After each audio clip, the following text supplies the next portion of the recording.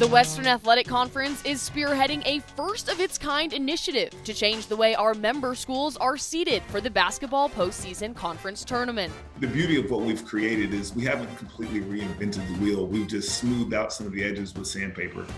The way that we've done it is our conference tournament still is a traditional conference tournament where it's quote-unquote winner-take-all, or at least winner-take the AQ.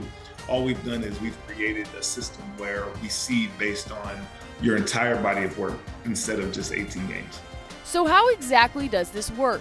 In its most simple form, an algorithm created by Ken Palm will rank teams based on their performance throughout the entire season, not just conference games. In the past, teams would be seeded for the postseason tournament purely on win-loss record in WAC play. It will take every single game that a team plays throughout the course of the year, and it will have a value.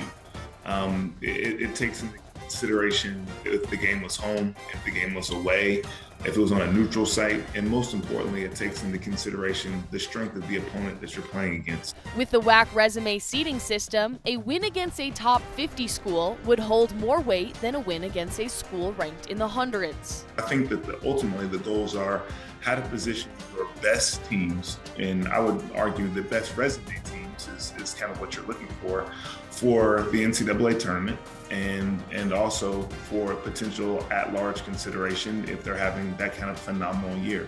This system would potentially help the WAC to become a multi-bid league in the future by encouraging teams to build strong non-conference resume games, things the NCAA selection committee puts a lot of weight on when looking at who makes the big dance. Also, as we saw last year with New Mexico State, when you have the opportunity to get a quality seed in the tournament, a 12 seed or above, your ability, your chances of winning a game in the NCAA tournament grow exponentially.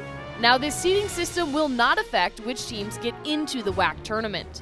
The top 12 teams in the league on the men's and women's side will be based purely off conference record. The resume seeding system will then be used to calculate who of those 12 teams earns top seeds and buys into the quarterfinals. I think it's exciting. I think it's something that you can sell to your team, that every game really matters. There's more value in every time you go out, and you can explain that to your team that, your first game matters just as much as your last game. The WAC resume seeding system will take effect immediately and be used for the 2023 WAC men's and women's basketball tournaments. For the WAC, I'm Kendra Sheehan.